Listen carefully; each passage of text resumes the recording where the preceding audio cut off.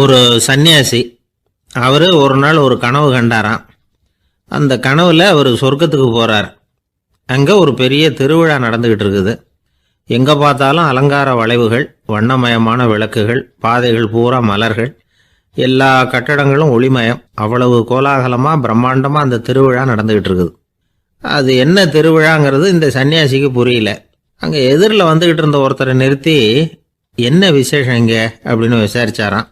உனக்கு தெரியாத விஷயம், இன்னைக்கு இறைவனுக்கு பிறந்த நாள், அதை தான் எல்லாரும் சேர்ந்து கொண்டாடுறோம். இதுக்காக பிரம்மாண்டமான ஊர்வலம் ஒன்று வரப்போகுது.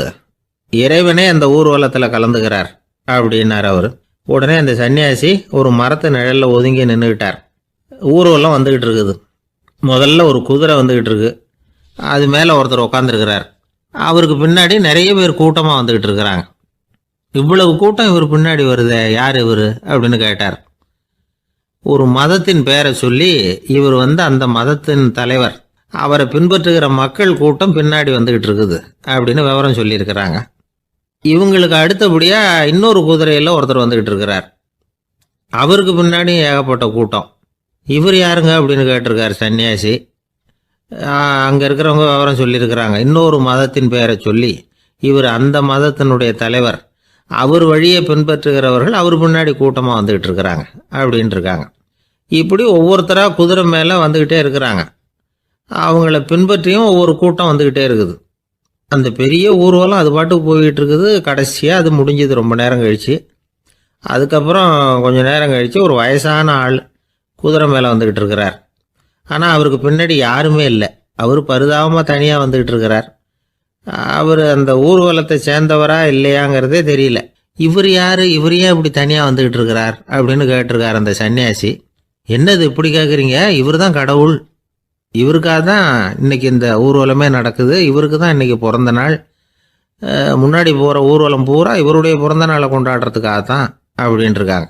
இதை கேட்டதும் அந்த சன்னியாசிக்கு திடுக்குன்னு தூக்கி போட்டிருக்கு. இது வரைக்கும் கனவு கண்டுகிட்டு இருந்தவர் முடிச்சுக்கிட்டார். அதுக்கப்புறம் தான் யோசிச்சு பார்த்துருக்கார். உண்மைதான், மக்கள் எல்லாரும் பக்தி மார்க்கத்தில் போகிறதா நினச்சிக்கிட்டு பாதம் மாறி போயிட்டு இருக்கிறாங்க.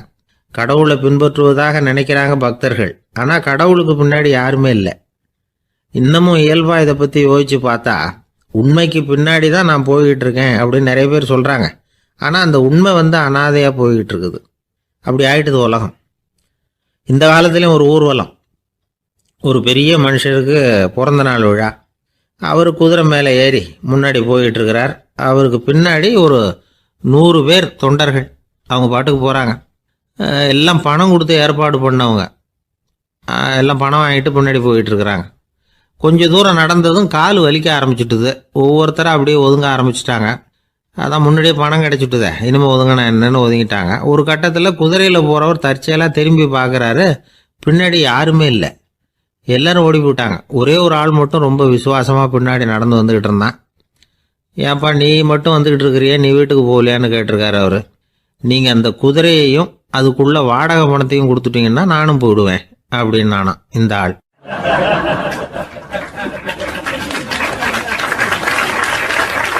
ஒரு ஊரில் ஒரு ஆள் இருந்தான்.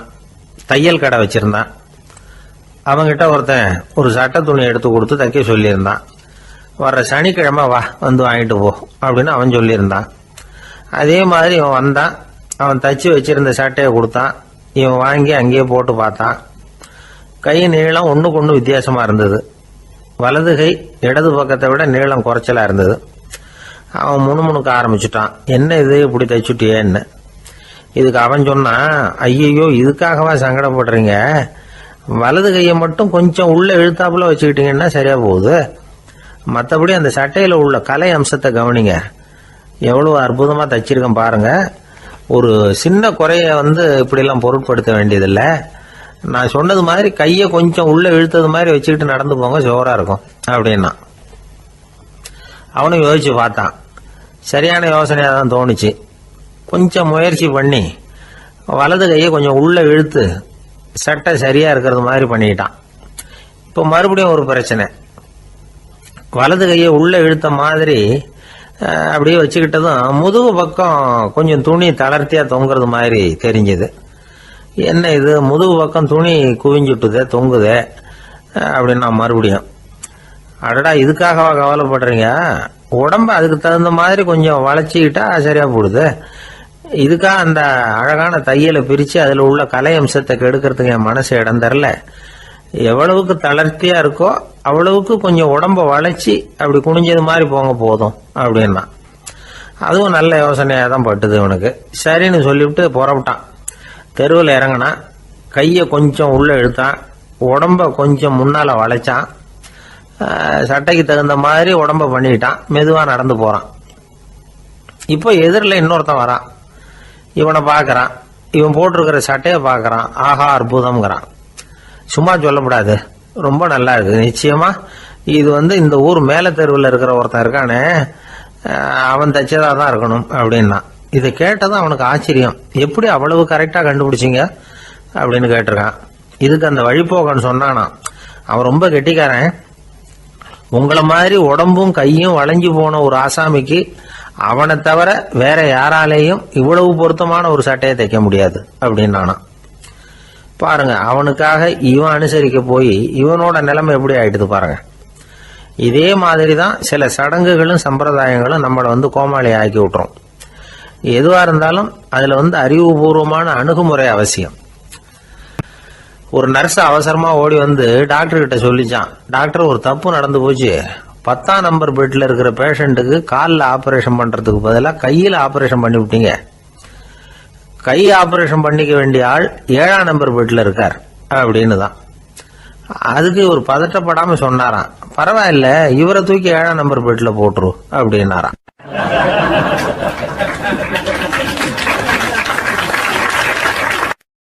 ஒரு ஊர்ல ஒருத்தர் இருந்தார். ரொம்ப நல்லவர். யாருக்காவது ஏதாவது கொடுத்துக்கிட்டே இருப்பார். கொடையாளி. தினமும் யாராவது ஒருத்தருக்கு ஏதாவது கொடுக்கலன்னா அவருக்கு தூக்கம் வராது. அப்படி ஒரு பழக்கம். அது மட்டும் இல்லை, அவர் கொடுக்கறது அடுத்தவங்களுக்கு தெரியாது. அவ்வளவு ரகசியமா அதை கொடுப்பார். வலது கை கொடுக்கறது இடது கைக்கு தெரியக்கூடாதுன்னு சொல்லுவாங்கல்ல, அது மாதிரி அவர். ஒரு நாள் ராத்திரி அவர் ஏற்கனவே தயாராக கட்டி வச்சிருந்த பணம் முடிச்ச கையில் எடுத்துக்கிட்டு வீட்டை விட்டு வெளியில் வந்தார். தெருவில் இறங்கி நடந்தார். இன்னைக்கு யாருக்கு தர்மம் செய்யறது அப்படின்னு யோசனை பண்ணிட்டு இருட்டில் நடந்து வந்துகிட்டு இருக்கிறார். யாரோ ஒருத்தர் எதிரில் வர்றது மாதிரி தெரிஞ்சுது. உடனே அவர் கிட்ட போனார். தன்கிட்ட இருந்த பணம் முடிச்சு அவசரமாக அவர் கையில் திணிச்சுட்டு திரும்பி வந்துட்டார். அப்பாடா, ஒரு வழியாக யாருக்கும் தெரியாமல் இன்னைக்கு தர்மம் பண்ணியாச்சு அப்படிங்கிற மகிழ்ச்சி, மன நிறைவு அவர் முகத்தில். நிம்மதியாக தூங்கினார். அப்புறம் எழுந்திரிச்சார். மறுநாள் காலையில் ஊர் பூரா ஒரே பேச்சு. என்ன பேச்சுன்னா, நேற்று ராத்திரி ஒரு திருடன் கையில் யாரோ பணத்தை கொடுத்துட்டு போயிருக்கிறாங்க அப்படின்னு எல்லாரும் பேசிக்கிட்டு இருக்கிறாங்க. இதை கேள்விப்பட்டதும் அந்த பெரியவருக்கு ரொம்ப வருத்தமாக போச்சு. அடடா, போயும் ஒரு திருடனுக்காக உதவி பண்ணியிருக்கிறோம், பிரயோஜனம் இல்லாமல் போட்டுதே அப்படின்னு நினைச்சார். சரி, இன்னைக்கும் யாருக்காவது உதவி பண்ணணும் அப்படின்னு முடிவு பண்ணினார். ராத்திரி நேரம் வந்தது. இவர் வழக்கம் போல தெருவில் இறங்கி நடந்தார். கையில் பணம் முடிச்சு. எதிரில் ஒரு பெண் உருவம் மங்கலா தெரிஞ்சது. இவர் உடனே அந்த பெண் கிட்ட பணத்தை கொடுத்துட்டு திருப்தியா திரும்பி வந்துட்டார். மறுநாள் காலையில ஊர் பூரா என்ன பேசிக்கிட்டாங்க தெரியுமா? நேற்று ராத்திரி நெறி தவறி நடக்கிற ஒரு பெண்ணின் கையில யாரோ பணத்தை வச்சுட்டு போயிருக்கிறாங்க அப்படின்னு எல்லாரும் பேசிக்கிறாங்க. அடடா, இன்னைக்கும் தவறுதலா நடந்து போச்சு அப்படின்னு ஒரு வருத்தப்பட்டார். இருக்கட்டும், இன்னைக்கும் ஏதாவது தர்மம் பண்ணுவோம் அப்படின்னு நினைச்சுக்கிட்டாரு.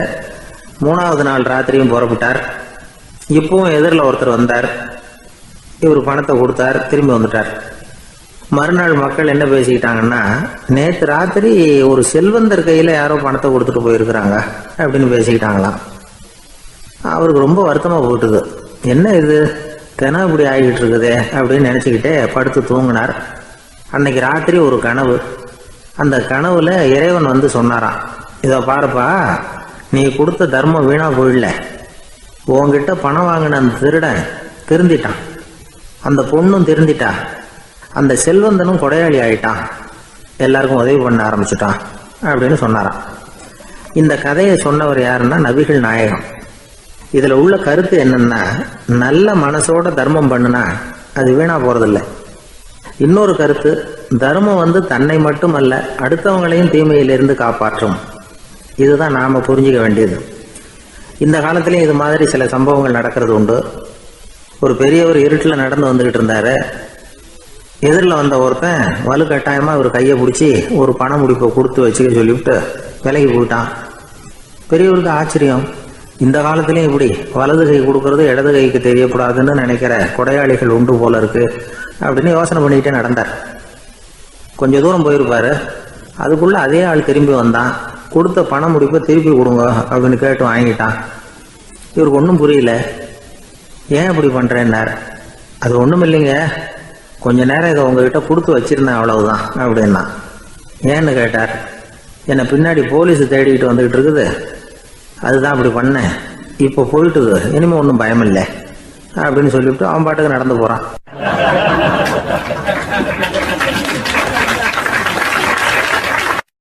தான் மட்டும் வாழ்ந்தா போதும் அப்படின்னு நினைக்கிறவங்களும் உண்டு.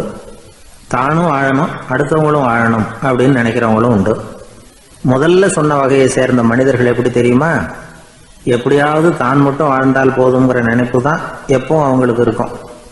தங்களுடைய வளர்ச்சிக்கு எது தடையா இருந்தாலும் சரி, யார் தடையா இருந்தாலும் சரி, அதை அழிச்சுட்டு தான் மறுவேலை பார்ப்பாங்க. அவங்கெல்லாம் பாவ காரியங்களுக்கு தயங்குறதே இல்லை. அப்படிப்பட்ட வாழ்க்கை அவங்களுக்கே இடைஞ்சல அமைஞ்சு விடுறது உண்டு. அதை விளக்கறதுக்கு ஒரு கதையும் உண்டு. ஒரு ஊர்ல அப்படிப்பட்ட ஆள் ஒருத்தன் இருந்திருக்கான். நிறைய பாவங்களை செஞ்சவன். அதன் காரணமா நரகப்படுகொழியில விழுந்துட்டான். நரகப்படுகொழிங்கிறது ஒரு பெரிய கிணறு மாதிரி. ஏற்கனவே பாவம் செஞ்சவங்க நிறைய பேர் அதுல விழுந்து கிடக்குறாங்க. உள்ள ஏகப்பட்ட சத்தம், எல்லாம் அந்த பாவாத்மாக்கள் போடுற சத்தம். இப்போ விழுந்தானே இவனும் சத்தம் போட்டான். இவன் போடுற சத்தம் கொஞ்சம் அதிகமா கேட்டுது. இந்த கிணத்துக்கு பக்கத்துல புத்தர் உட்கார்ந்துருக்கிறார். அவர் காதுல இவன் போடுற சத்தம் விழுந்தது. உடனே அந்த கிணத்தடிக்கு போனார், குனிஞ்சு பார்த்தார். சாமி என்னை காப்பாத்துங்க அப்படின்னு கத்தனான் இவன். புத்தர் அவனை கொஞ்சம் கவனிச்சு பார்த்தார். மனித சமுதாயத்துக்கு அவன் என்னென்ன கெடுதல் பண்ணியிருக்கிறாங்கிற விவரம்லாம் அவர் மனக்கண்ணில் தெரிஞ்சது. அவருக்கு எல்லாம் புரிஞ்சு போச்சு. இருந்தாலும் அவனை காப்பாத்துறதுக்கு ஏதாவது வழி உண்டா அப்படின்னு யோசிச்சார். அவன் தன்னுடைய வாழ்நாளில் ஏதாவது நல்லது செஞ்சிருக்கானா அப்படின்னு பார்த்தார். ஒரே ஒரு சமயம் அவன் தன்னுடைய காலடியில மிதிபட இருந்த சிலந்தியை மிதிக்காமல் தாண்டி போயிருக்கிறான். இந்த ஒரு காரியத்துக்காக அவனை கரையேற்ற முடியுமா அப்படின்னு நினைச்சார். அவ்வளவுதான். உடனே அவர் கையில ஒரு சிலந்தி வந்து உட்காந்துதான். அதுகிட்ட இருந்து நூல் இழை வெளிவர ஆரம்பிச்சது. அந்த நூல் இழை கிணற்று ஆழம் வரைக்கும் அப்படியே நீண்டுகிட்டே போச்சான். புத்தர் பார்த்தார். இந்த நூலை பிடிச்சிக்கிட்டு மேலே ஏறி வா அப்படின்னார். என்னங்க சொல்றீங்க, இந்த சிலந்தி நூல் என்ன தாங்குமான்னு கத்தனான். எல்லாம் தாங்கும், அதை பிடிச்சிக்கிட்டு ஏறி வா அப்படின்னார். சந்தேகத்தோடவே அவன் அந்த நூல் இழைய பிடிச்சி இழுத்து பார்த்தா ரொம்ப வலுவா இருந்தது. அவனுக்கு ஆச்சரியம். அதை பிடிச்சிக்கிட்டே மெதுவா மேல ஏறி வர ஆரம்பிச்சுட்டான். பாதி தூரம் ஏறி வந்திருப்பான். அப்போ அவன் காலுக்கு கீழே ஏதோ சத்தம். என்னன்னு குனிஞ்சு பார்க்கறான். கீழே கிடந்தவங்க சில பேரும் அந்த நூலை பிடிச்சி மேலே வந்துகிட்டு இருக்கிறாங்க. இவனுக்கு கோபம் வந்துட்டுது. தன்னுடைய இடுப்புல வச்சிருந்த கத்தியை எடுத்து தன்னுடைய காலுக்கு கீழே நூல் இழையை அப்படியே வெட்டி விட்டுட்டான். இனிமே நாம மட்டும்தான் மேலே ஏறி வந்துடணும் அப்படின்னு நினைச்சுக்கிட்டான். ஆனா நடந்தது என்ன தெரியுமா? மொத்த நூல் இழையும் அப்படியே அருந்து கீழே விழுந்துட்டுது. அவனும் பொத்துன்னு கீழே விழுந்துட்டான். மறுபடியும் கத்த ஆரம்பிச்சுட்டான். ஏற்கனவே அவன் செஞ்சிருந்த ஒரு சிறு கருணை அந்த நூல் இழைக்கு உறுதியை கொடுத்தது. இப்போ அவன் செஞ்ச பாவம் அந்த நூல் இழைய வலுவிழக்க செஞ்சுட்டுது. அடுத்தவங்களும் வாழணுங்கிற எண்ணம் அவனுக்கு இருந்திருந்தா இப்ப அவனும் கரையேறி வந்திருப்பான், மற்றவங்களும் சௌக்கியமா வந்து சேர்ந்திருப்பாங்க. அதனால நாமும் வாழணும், அடுத்தவங்களும் வாழணும் அப்படின்னு நினைக்கிறவன் வாழ்க்கையில சீக்கிரம் முன்னுக்கு வந்துருவான். ஒருத்தன் ஒரு டாக்டர் கிட்ட போனான், மருந்து வாங்கினான். வாங்கி கொண்டாந்து பேசாம வச்சுட்டான், சாப்பிடல. அப்புறம் எதுக்காகப்பா போய் அவர்கிட்ட மருந்து வாங்கினேன் அப்படின்னு கேட்டாங்க. டாக்டர் வாழணும் இல்லையா, அதனாலதான் அப்படின்னா. அவர் கொடுத்த மருந்தை நீ ஏன் சாப்பிடல அப்புறம் அப்படின்னு கேட்டாங்க. நான் வாழணும் இல்லையா, அதுக்காக தான் அப்படின்னா.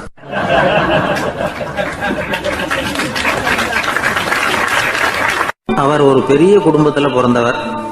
இருக்கிற சொத்துக்கள் எல்லாத்தையும் வாரி வழங்கி விட்டு காட்டுக்கு புறப்பட்டார் தவம் செய்யறதுக்காக. இருந்தது ஊராவும் கொடுத்துட்டார். இனிமே எதுவுமே இல்லை கொடுக்கறதுக்கு. அப்போ கடைசியா ஒருத்தன் வந்து கையை நீட்டினானா, ஐயா ஏதாவது கொடுங்கன்னு இருக்கான். அவர் பார்த்தார். கட்டியிருக்கிற வேட்டியை தவிர வேற எதுவுமே இல்லை. 8 முழம் பட்டு வேட்டி, ஜரிகை கரையோடு இருக்குது. கடைசியா அதை தான் எடுத்துக்கிட்டு அவர் புறப்பட்டு இருக்கார். அவர் பார்த்தார். எதிரில் அவன் பரிதாபமா நின்றுகிட்டு இருக்கிறான். அந்த 8 முழ வேட்டியை 2ஆ கிழிச்சார். 4 முழத்தை அவங்ககிட்ட கொடுத்தாரு.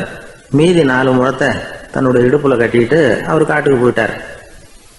இவன் என்ன பண்ணான் தெரியுமா? கையில் கிடைச்ச 4 முழத்தை எடுத்துக்கிட்டு கடை வீதிக்கு போனான். பழைய பட்டு வேட்டி ஜருகை இதெல்லாம் விலைக்கு வாங்குற வணிகர் ஒருத்தர் இருக்கார். அவர்கிட்ட போனான். இதை விலைக்கு எடுத்துக்கிறீங்களா அப்படின்னு கேட்டிருக்கான். அவர் வாங்கி பார்த்துருக்கார். ஆஹா, இது ரொம்ப அருமையான வேட்டி, விலை உயர்ந்த ஜருகை, இது ஏது உனக்கு அப்படின்னு கேட்டாரான்.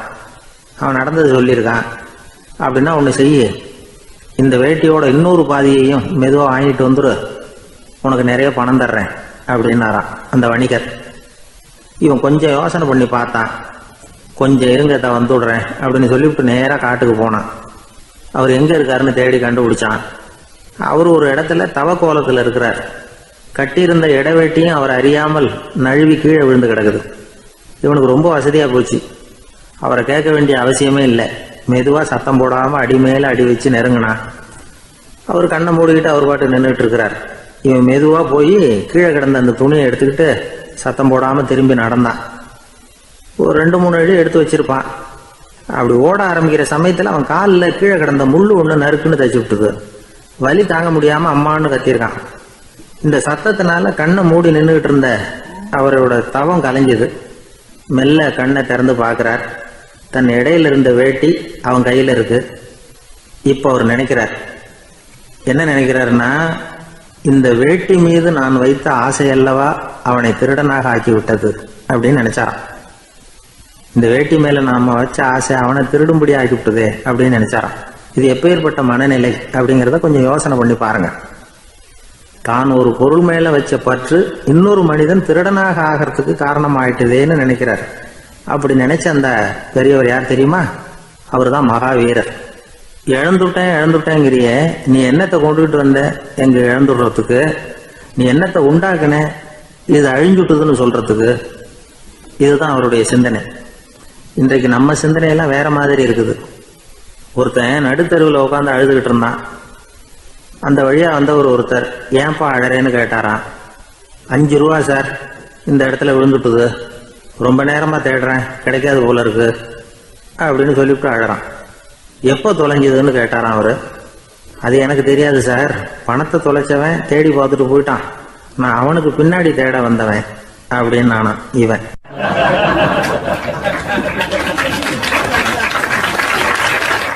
ஒரு ஊர்ல ஒரு ஆள் இருந்தான்.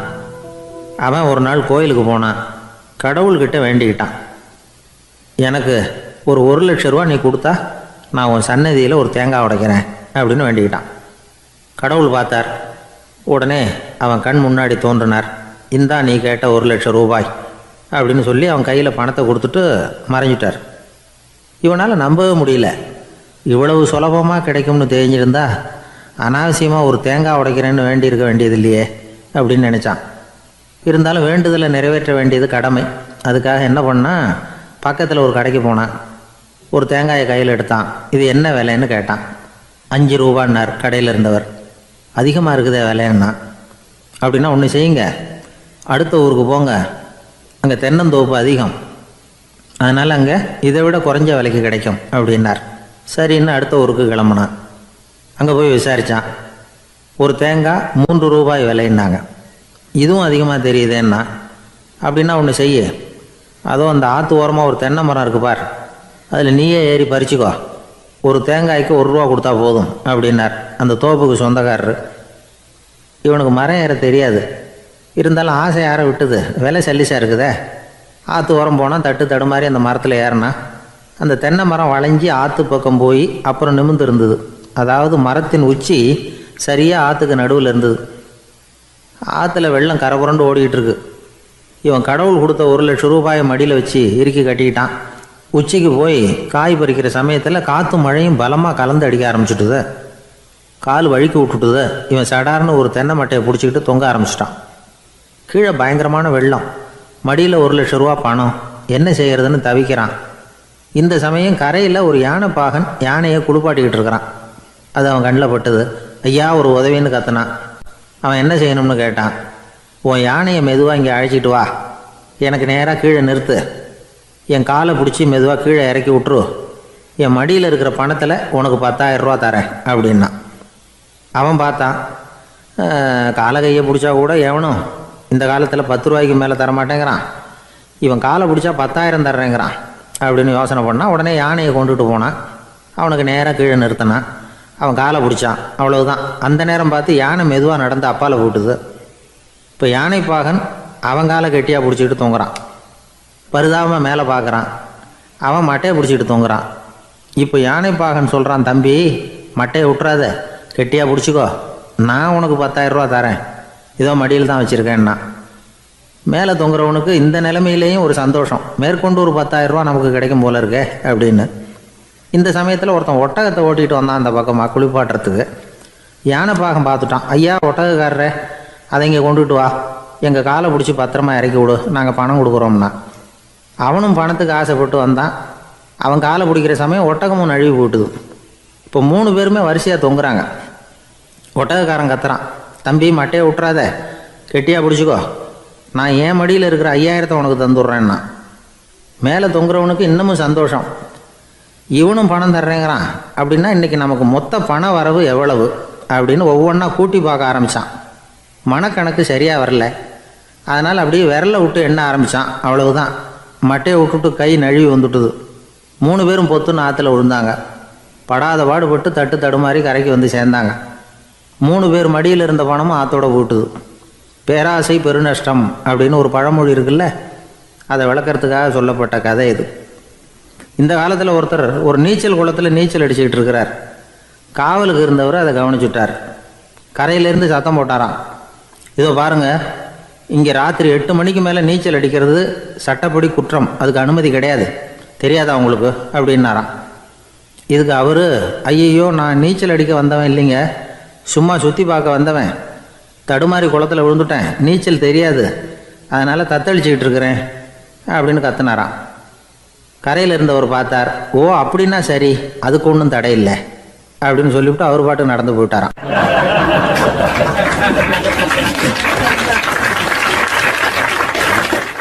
நம்மளை மாதிரி ஒரு ஆசாமி அவன் நம்மளை மாதிரியே கற்பனை பண்ணான்.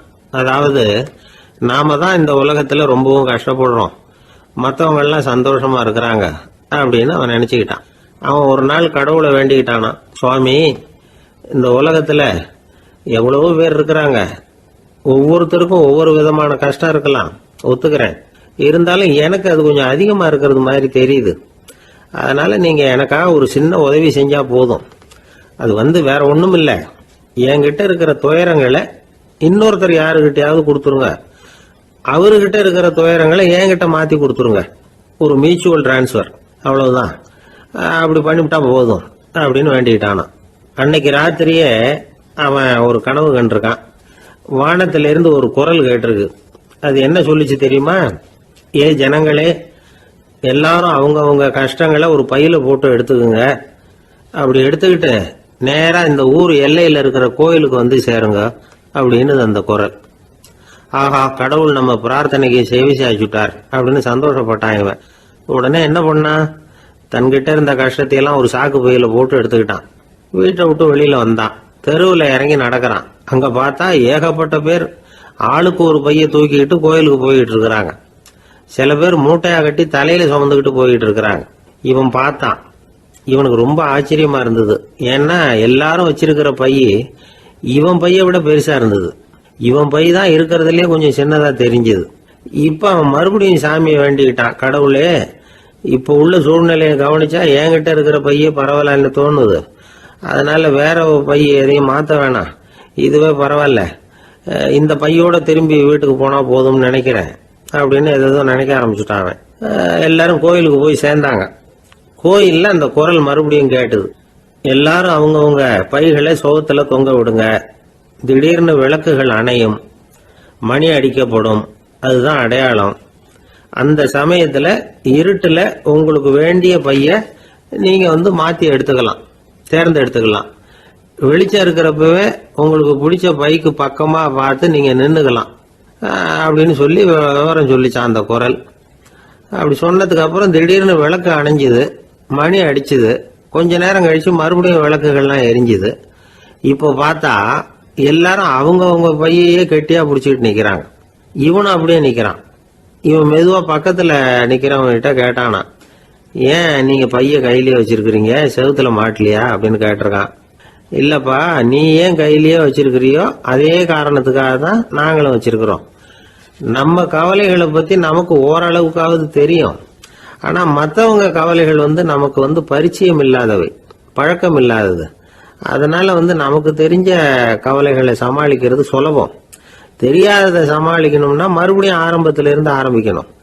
அதனால பழைய நண்பர்களோட வாழறது தான் மேல் அப்படின்னு ஆனான். அதுக்கப்புறம் அவன் தன்னோட பைய போதும்னு வீட்டுக்கு திரும்பி வந்துட்டானான். இது ஒரு பெரியவர் சொல்லி இருக்கிற கதை. அதனால நம்ம கிட்ட இருக்கிற கஷ்டங்கள் தான் பெருசு, அதை இன்னொருத்தங்கிட்ட கொடுத்துட்டு மாத்திக்கலாம் அப்படின்னு நினைக்கிறது தப்பு. இதே மாதிரி இன்னொரு சம்பவம். ஒரு ஊர்ல ஒரு நாள் ராத்திரி ஆகாயத்திலிருந்து கடவுள் குரல் கேட்குது. இந்த ஊர்ல இருக்கிற ஜனங்கள்லாம் கொஞ்சம் கவனிங்க, உங்களுக்கு ஒரு செய்தி. அதாவது இங்க இருக்கிற ஜனங்கள்லயே கொஞ்சம் கூட கவலையே இல்லாத ஆள் யாருன்னு எனக்கு தெரியணும். அதனால எல்லாரும் அவங்க கவலைகளை ஒரு பையில போட்டு எடுத்துக்கிட்டு கோயிலுக்கு வாங்க அப்படின்னாரு கடவுள். உடனே வரிசையா எல்லாரும் வர ஆரம்பிச்சாங்க. எல்லார் கையிலயும் பை இருந்தது, சின்னதும் பெருசுமா. கவலையே இல்லாத ஆள் யாருன்னு தேடினார் கடவுள். ஒரே ஒரு ஆள் மட்டும் கையில எதுவும் இல்லாம வெறும் கையை வீசிக்கிட்டு ரொம்ப ஜாலியா நடந்து வந்துகிட்டு இருந்தான். கடவுள் அவங்க கிட்ட போனார். ஏப்பா, உனக்கு கவலையே இல்லையா அப்படின்னு கேட்டார். எனக்கும் சில கவலைகள்லாம் உண்டு அப்படின்னு அவன். எங்க அதெல்லாம்னு கேட்டிருக்காரு கடவுள். பின்னாடி லாரியில வந்துகிட்டு இருக்கு அப்படின்னு அவன்.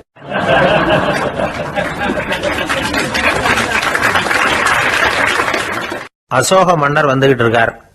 அவருடைய ஆலோசகர்கள் எல்லாம் பக்கத்துல வந்துகிட்டு இருக்கிறாங்க. அந்த சமயத்துல எதிரில் ஒரு புத்த பிக்ஷு வர்றார். அசோகர் பார்க்கிறார். ஓடி போய் அவர் காலில் விழுந்து வணங்குறார். அசோக மன்னரின் தலை அந்த புத்த துறவியின் பாதத்துல பட்டுக்கிட்டு இருக்கு. பக்கத்துல நின்றுகிட்டு இருந்த அமைச்சருக்கு இது ரொம்ப சங்கடமா போச்சு. ரொம்ப வருத்தப்பட்டார். நம்ம அசோக சக்கரவர்த்தி எப்பேற்பட்டவர், அவரோட தலை ஒரு சன்னியாசியின் பாதத்துல படுறதா அப்படின்னு நினைச்சு ரொம்ப கவலைப்பட்டார். அரண்மனைக்கு திரும்பினதும் அமைச்சர் மெதுவா ஆரம்பிச்சார். அரசே, எனக்கு ரொம்ப வருத்தமா இருக்குது அப்படின்னார். எதுக்குன்னார் மன்னர். அசோக சக்கரவர்த்தியின் தலை, அதாவது அந்த சிரம் ரொம்ப மதிப்புமிக்க ஒன்று. அது ஒரு சன்னியாசியின் காலில் படலாமா அப்படின்னார். அசோகர் பதில் சொல்லல, சிரிச்சார், போயிட்டார். அதுக்கப்புறம் ஒரு சரியான சந்தர்ப்பத்துக்காக காத்துக்கிட்டு இருந்தார். ஒரு நாள் அமைச்சரை கூப்பிட்டார். எனக்கு 3 தலைகள் வேணும் அப்படின்னார். சொல்லுங்க, கொண்டுகிட்டு வரேன் அப்படின்னார் அமைச்சர். அசோகர் சொன்னார், முதல்ல எனக்கு தேவையானது ஒரு ஆட்டின் தலை, 2வது ஒரு புலியின் தலை, 3வது ஒரு மனிதனின் தலை. இதுதான் அசோகர் கேட்டது. எங்க இருந்தாலும் கொண்டு வாங்கன்னார். அமைச்சர் புறப்பட்டார். ஆட்டுத்தலை, புலித்தலை கிடைச்சிட்டுது. அப்புறமா ஒரு சுடுகாட்டுக்கு போய் ஒரு மனித தலையும் சேகரம் பண்ணிட்டு ராஜா கிட்ட வந்துட்டார். அரசே, உங்கள் ஆணைப்படி 3 தலைகளையும் கொண்டு வந்திருக்கிறேன்னார். அசோகர் பார்த்தார். ரொம்ப நல்லது, இப்ப இது 3ஐயும் எடுத்துக்கிட்டு போய் சந்தையில வித்துட்டு வாங்க அப்படின்னார். அமைச்சர் அதுகளை எடுத்துக்கிட்டு சந்தைக்கு போனார். முதல்ல ஆட்டுத்தலை நல்ல விலைக்கு வித்து போச்சு. நல்ல விலை கொடுத்து வாங்கிட்டு போட்டாங்க. அடுத்தபடியா புலி தலைய ஒருத்தர் வாங்கிட்டார். அதை பாடம் பண்ணி வீட்டுல மாட்டி வைக்கலாமே அப்படின்னு நினைச்சு அதையும் வாங்கிட்டு போட்டார். மனித தலையை மட்டும் வாங்கறதுக்கு யாரும் முன் வரல. எல்லாரும் அதை பார்த்துட்டு விலைக்கு போக ஆரம்பிச்சாங்க. அமைச்சர் திரும்பி வந்தார். அரசே, இந்த தலையை மட்டும் யாரும் வாங்க மாட்டேங்கிறாங்க அப்படின்னார். சரி, பரவாயில்ல, இதை இலவசமாவே எனாமாவே யாருக்கிட்டையாவது கொடுத்துட்டு வந்துருங்க அப்படின்னார். அமைச்சர் மறுபடியும் சந்தைக்கு போனார். இதை இலவசமா தரேன், இதை வாங்கிக்கோங்க அப்படின்னார். அப்பவும் அதை யாரும் வாங்கிக்கிறதுக்கு தயாரா இல்லை. மறுபடியும் திரும்பி மன்னர்கிட்ட விவரத்தை சொன்னார். இப்போ மன்னர் சொல்றார், அமைச்சரே, உயிர் இருக்கிற வரைக்கும் தான் இந்த தலைக்கு மதிப்பு. ஜீவன் போனதுக்கு அப்புறம் அதோட மதிப்பும் போயிடுது. அதனால மதிப்பு இருக்கும் பொழுதே பெரியவர்கள் பாதம் பணிந்து அந்த புனிதத்தை பெற்றுக்கொள்ளணும் அப்படின்னார். பணிவுங்கிறது வேற, அடிமைத்தனம்ங்கிறது வேற. பெரியவர்களை பணிவது நமக்கு பெருமை தரக்கூடிய விஷயம். இதை மனசுல வச்சுக்கிட்டு எப்போ காலில் விழணும், எப்போ காலில் விழக்கூடாது அப்படிங்கிறத முடிவு பண்ணிக்கணும். ஒரு சாதாரண ஆள் நடந்து வந்துகிட்டு இருந்தார். எதிரில் வந்த ஒரு பெரிய மனுஷன் ஓடி போய் அவர் காலில் விழுந்து தன்னுடைய தலையை அவர் பாதத்துல கொண்டு போய் வச்சார். கொஞ்ச நேரம் கழிச்சு எழுந்திரிச்சு வந்துட்டார். வந்த பிறகு இவரை கேட்டேன், ஏன் திடீர்னு ஓடி போய் அந்த ஆளு காலில் விழுந்தீங்க அப்படின்னு. அவர் போட்டிருக்கிறது என்னோட காணாம போன செருப்பான்னு கண்டுபிடிக்கிறதுக்காக அப்படி விழுந்தேன் அப்படின்னார்.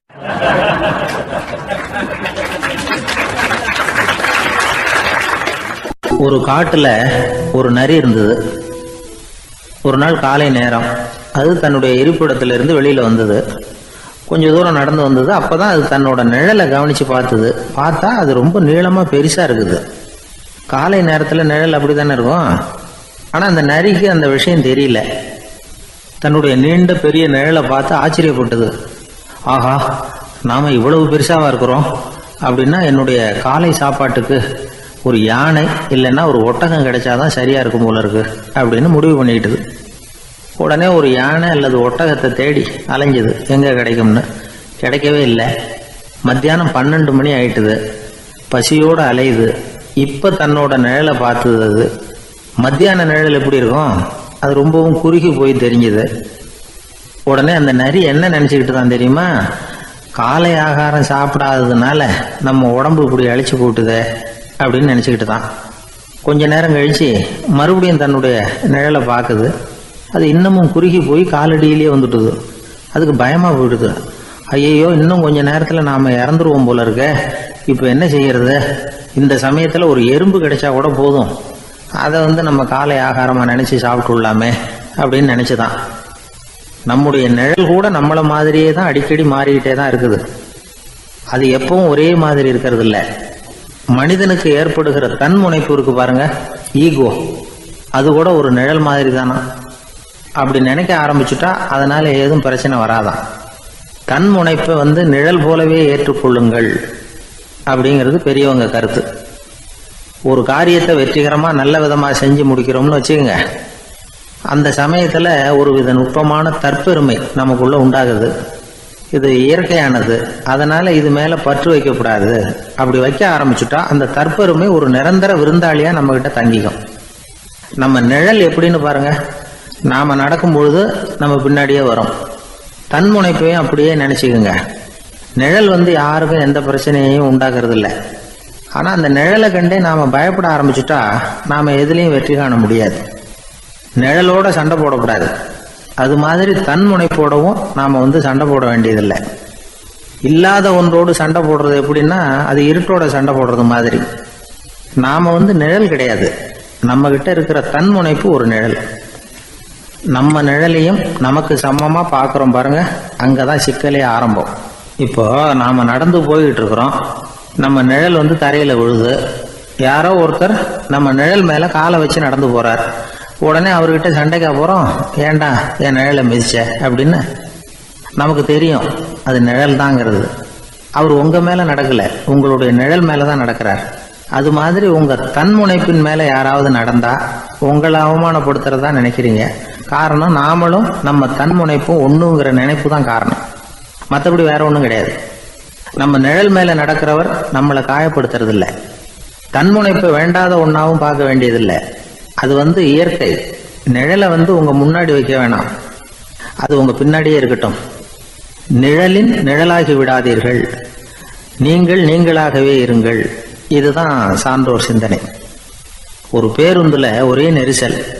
ஒருத்தர் பக்கத்துல நின்றுகிட்டு இருந்தவர்கிட்ட ரொம்ப பணிவா விசாரிச்சார், ஏன் சார், நீங்க ஏதாவது பெரிய உத்தியோகத்துல இருக்கிறீங்களா அப்படின்னார். அப்படிலாம் ஒண்ணும் இல்லைங்கன்னார் அவரு. அப்படின்னா வேற ஏதாவது அரசியல்ல பெரிய பதவியில் இருக்கிறீங்களா அப்படின்னு கேட்டார். அதுவும் இல்லைங்கன்னார். சரி, பணமாவது அதிகமா வச்சிருக்கீங்களா அப்படின்னு கேட்டார். அப்படிலாம் ஒன்றும் கிடையாது சார்னார் அவரு. அப்புறம் எதுக்குடா என் காலை மிதிச்சுக்கிட்டு இருக்கிற, எடுறா காலை அப்படின்னாராம் இவர்.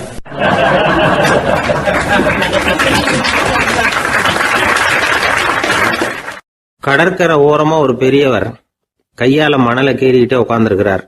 என்னத்தையும் தேடிட்டு இருக்கிறது மாதிரி தெரிஞ்சது. மெதுவா கிட்டத்துல போய் என்னத்தை தேடிட்டு இருக்கிறீங்க அப்படின்னு கேட்டோம். அவரு சாவகாசமா நிமிந்து பார்த்து நிம்மதியை தேடிட்டு இருக்கிறேன்னார். நாங்க ஒரு மாதிரி ஆயிட்டோம். இருந்தாலும் சமாளிச்சுக்கிட்டு, சார், மணல்ல கிழிஞ்சல் தான் கிடைக்கும், நிம்மதி கிடைக்காது அப்படின்னோம். சரி, இன்னைக்கு வசமா நம்ம கிட்ட ஒரு ஆள் மாட்டிக்கிட்டார் அப்படின்னு நினைச்சு அவர் பக்கமா போய் உட்காந்துக்கிட்டு கதை சொல்ல ஆரம்பிச்சிட்டோம். ஒரு பெரிய மன்னர் இருந்தார். அவருக்கு எல்லா வசதியும் இருந்தது. இருந்தாலும் ஒரே ஒரு குறை. அது என்னன்னா நிம்மதி இல்லைங்கிற குறை.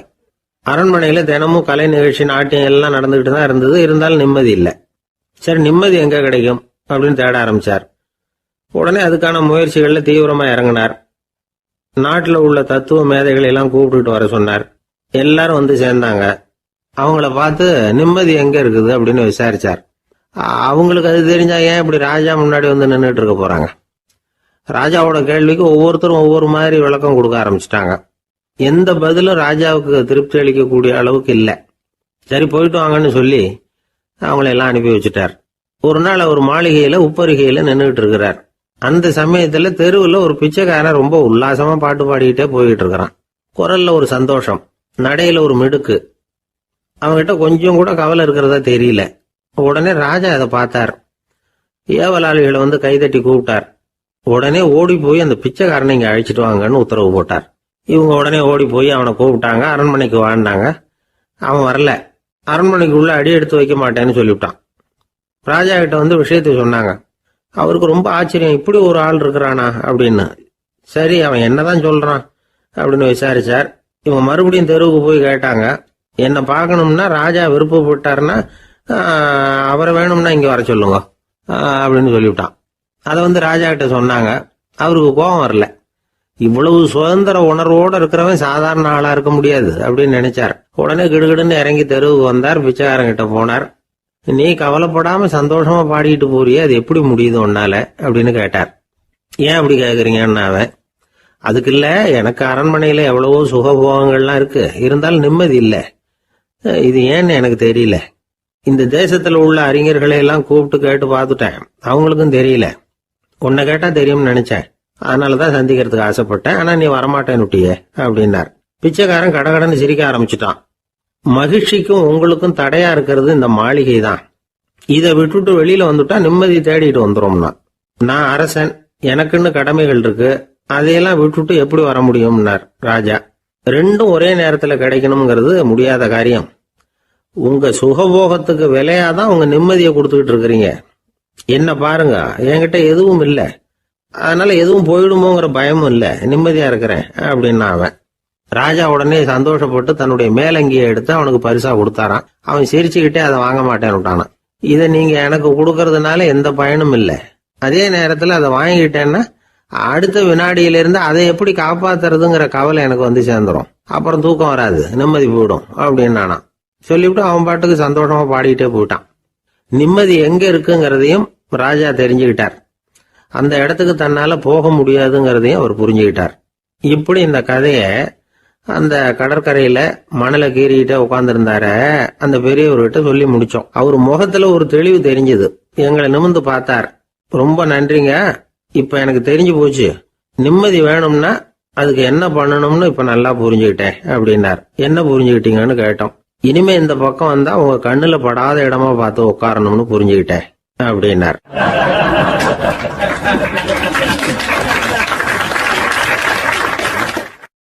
ஒரு சன்னியாசி, அவரு ஒரு நாள் ஒரு கனவு கண்டாராம். அந்த கனவுல அவர் சொர்க்கத்துக்கு போறார். அங்க ஒரு பெரிய திருவிழா நடந்துகிட்டு இருக்குது. எங்க பார்த்தாலும் அலங்கார வளைவுகள், வண்ணமயமான விளக்குகள், பாதைகள் பூரா மலர்கள், எல்லா கட்டடங்களும் ஒளிமயம். அவ்வளவு கோலாகலமா பிரம்மாண்டமா அந்த திருவிழா நடந்துகிட்டு இருக்குது. அது என்ன திருவிழாங்கிறது இந்த சன்னியாசிக்கு புரியல. அங்க எதிரில் வந்துகிட்டு இருந்த ஒருத்தரை நிறுத்தி, என்ன விசேஷம் இங்க அப்படின்னு விசாரிச்சாராம். உனக்கு தெரியாத விஷயம், இன்னைக்கு இறைவனுக்கு பிறந்த நாள், அதை தான் எல்லாரும் சேர்ந்து கொண்டாடுறோம். இதுக்காக பிரம்மாண்டமான ஊர்வலம் ஒன்று வரப்போகுது, இறைவனே அந்த ஊர்வலத்தில் கலந்துக்கிறார் அப்படின்னார் அவர். உடனே அந்த சன்னியாசி ஒரு மரத்து நிழல்ல ஒதுங்கி நின்றுக்கிட்டார். ஊர்வலம் வந்துகிட்டு இருக்குது. முதல்ல ஒரு குதிரை வந்துகிட்டு இருக்கு, அது மேலே ஒருத்தர் உட்காந்துருக்கிறார். அவருக்கு பின்னாடி நிறைய பேர் கூட்டமாக வந்துகிட்டு இருக்கிறாங்க. இவ்வளவு கூட்டம் இவர் பின்னாடி வருதே, யார் இவர் அப்படின்னு கேட்டார். ஒரு மதத்தின் பெயரை சொல்லி, இவர் அந்த மதத்தின் தலைவர், அவரை பின்பற்றுகிற மக்கள் கூட்டம் பின்னாடி வந்துகிட்டு இருக்குது அப்படின்னு விவரம் சொல்லியிருக்கிறாங்க. இவங்களுக்கு அடுத்தபடியா இன்னொரு குதிரையில் ஒருத்தர் வந்துகிட்டு இருக்கிறார். அவருக்கு பின்னாடி ஏகப்பட்ட கூட்டம். இவர் யாருங்க அப்படின்னு கேட்டிருக்காரு சன்னியாசி. அங்கே இருக்கிறவங்க விவரம் சொல்லியிருக்கிறாங்க. இன்னொரு மதத்தின் பெயரை சொல்லி, இவர் அந்த மதத்தினுடைய தலைவர், அவர் வழியை பின்பற்றுகிறவர்கள் அவர் பின்னாடி கூட்டமாக வந்துகிட்டு இருக்கிறாங்க அப்படின்னு இருக்காங்க. இப்படி ஒவ்வொருத்தராக குதிரை மேலே வந்துக்கிட்டே இருக்கிறாங்க. அவங்கள பின்பற்றியும் ஒவ்வொரு கூட்டம் வந்துக்கிட்டே இருக்குது. அந்த பெரிய ஊர்வலம் அது பாட்டுக்கு போய்கிட்டு இருக்குது. கடைசியாக அது முடிஞ்சது ரொம்ப நேரம் கழித்து. அதுக்கப்புறம் கொஞ்சம் நேரம் கழித்து ஒரு வயசான ஆள் குதிரை மேலே வந்துக்கிட்டு இருக்கிறார். ஆனால் அவருக்கு பின்னாடி யாருமே இல்லை. அவர் பரிதாபமாக தனியாக வந்துக்கிட்டு இருக்கிறார்.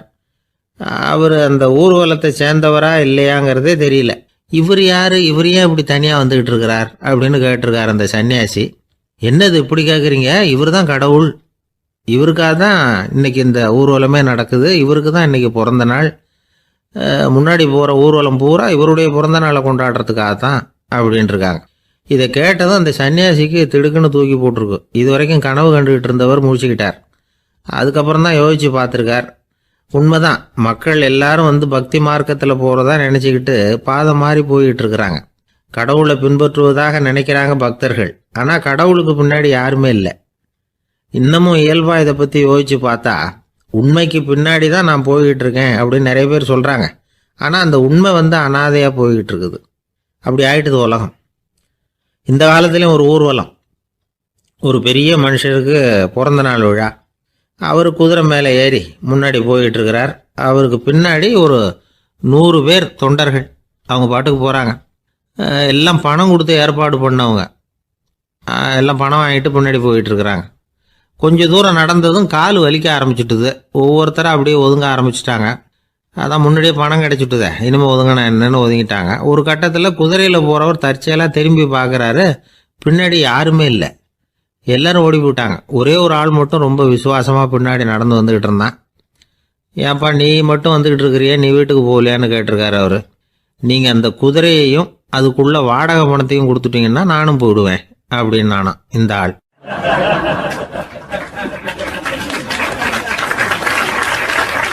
ஒரு ஊரில் ஒரு ஆள் இருந்தான். தையல் கடை வச்சுருந்தான். அவங்கிட்ட ஒருத்தன் ஒரு சட்டை துணி எடுத்து கொடுத்து தைக்க சொல்லியிருந்தான். வர்ற சனிக்கிழமை வா வந்து வாங்கிட்டு போ அப்படின்னு அவன் சொல்லியிருந்தான். அதே மாதிரி இவன் வந்தான். அவன் தச்சு வச்சிருந்த சட்டையை கொடுத்தான். இவன் வாங்கி அங்கேயே போட்டு பார்த்தான். கை நீளம் ஒன்றுக்கு ஒன்று வித்தியாசமாக இருந்தது. வலது கை இடது பக்கத்தை விட நீளம் குறைச்சலாக இருந்தது. அவன் முணுமுணுக்க ஆரம்பிச்சுட்டான். என்ன இது இப்படி தைச்சுட்டியேன்னு. இதுக்கு அவன் சொன்னான், ஐயையோ இதுக்காகவா சங்கடப்படுறீங்க, வலது கையை மட்டும் கொஞ்சம் உள்ள இழுத்தாப்புல வச்சுக்கிட்டீங்கன்னா சரியா போகுது. மற்றபடி அந்த சட்டையில் உள்ள கலை அம்சத்தை கவனிங்க. எவ்வளோ அற்புதமாக தைச்சிருக்கேன் பாருங்க. ஒரு சின்ன குறைய வந்து இப்படிலாம் பொருட்படுத்த வேண்டியதில்லை. நான் சொன்னது மாதிரி கையை கொஞ்சம் உள்ள இழுத்தது மாதிரி வச்சுக்கிட்டு நடந்து போங்க, ஜோராக இருக்கும் அப்படின்னா. அவனும் யோசிச்சு பார்த்தான். சரியான யோசனையாக தான் தோணுச்சு. கொஞ்சம் முயற்சி பண்ணி வலது கையை கொஞ்சம் உள்ள இழுத்து சட்டை சரியாக இருக்கிறது மாதிரி பண்ணிக்கிட்டான். இப்போ மறுபடியும் ஒரு பிரச்சனை. வலது கையை உள்ள இழுத்த மாதிரி அப்படியே வச்சுக்கிட்டதும் முதுகு பக்கம் கொஞ்சம் துணி தளர்த்தியாக தொங்குறது மாதிரி தெரிஞ்சுது. என்ன இது முதுகு பக்கம் துணி குவிஞ்சுட்டுதே தொங்குதே அப்படின்னா மறுபடியும், அடடா இதுக்காகவா கவலைப்படுறீங்க, உடம்ப அதுக்கு தகுந்த மாதிரி கொஞ்சம் வளைச்சிக்கிட்டா சரியா போடுது. இதுக்காக அந்த அழகான தையலை பிரித்து அதில் உள்ள கலை அம்சத்தை கெடுக்கிறதுக்கு என் மனசு இடம் தரல. எவ்வளவுக்கு தளர்த்தியா இருக்கோ அவ்வளவுக்கு கொஞ்சம் உடம்ப வளைச்சி அப்படி குனிஞ்சது மாதிரி போங்க போதும் அப்படின்னா. அதுவும் நல்ல யோசனையாக தான் பட்டுது இவனுக்கு. சரின்னு சொல்லிவிட்டு புறப்பட்டான். தெருவில் இறங்கினான். கையை கொஞ்சம் உள்ளே இழுத்தான். உடம்ப கொஞ்சம் முன்னால் வளைச்சான். சட்டைக்கு தகுந்த மாதிரி உடம்ப பண்ணிக்கிட்டான். மெதுவாக நடந்து போகிறான். இப்போ எதிரில் இன்னொருத்தன் வரான். இவனை பார்க்குறான். இவன் போட்டிருக்கிற சட்டையை பார்க்குறான். ஆஹா அற்புதம்ங்கிறான். சும்மா சொல்லக்கூடாது, ரொம்ப நல்லா இருக்குது. நிச்சயமா இது வந்து இந்த ஊர் மேலே தெருவில் இருக்கிற ஒருத்தன் இருக்கானே அவன் தைச்சதாக தான் இருக்கணும் அப்படின்னா. இதை கேட்டதும் அவனுக்கு ஆச்சரியம். எப்படி அவ்வளவு கரெக்டாக கண்டுபிடிச்சிங்க அப்படின்னு கேட்டிருக்கான். இதுக்கு அந்த வழிபோக்கன்னு சொன்னானா, அவன் ரொம்ப கெட்டிக்காரன். உங்களை மாதிரி உடம்பும் கையும் வளைஞ்சு போன ஒரு ஆசாமிக்கு அவனை தவிர வேற யாராலேயும் இவ்வளவு பொருத்தமான ஒரு சட்டையை தைக்க முடியாது அப்படின்னானா. பாருங்க, அவனுக்காக இவன் அனுசரிக்க போய் இவனோட நிலைமை எப்படி ஆயிடுது பாருங்க. இதே மாதிரி தான் சில சடங்குகளும் சம்பிரதாயங்களும் நம்மளை வந்து கோமாளி ஆக்கி விட்டுரும். எதுவா இருந்தாலும் அதுல வந்து அறிவுபூர்வமான அணுகுமுறை அவசியம். ஒரு நர்ஸ் அவசரமா ஓடி வந்து டாக்டர் கிட்ட சொல்லிச்சான், டாக்டர் ஒரு தப்பு நடந்து போச்சு, 10ஆம் நம்பர் பெட்டில் இருக்கிற பேஷண்ட்டுக்கு காலில் ஆப்ரேஷன் பண்ணுறதுக்கு பதிலாக கையில் ஆப்ரேஷன் பண்ணி விட்டீங்க. கை ஆப்ரேஷன் பண்ணிக்க வேண்டிய ஆள் 7ஆம் நம்பர் பெட்டில் இருக்கார் அப்படின்னு தான். அதுக்கு ஒரு பதட்டப்படாமல் சொன்னாராம், பரவாயில்ல இவரை தூக்கி 7ஆம் நம்பர் பெட்டில் போட்டுரு அப்படின்னாராம்.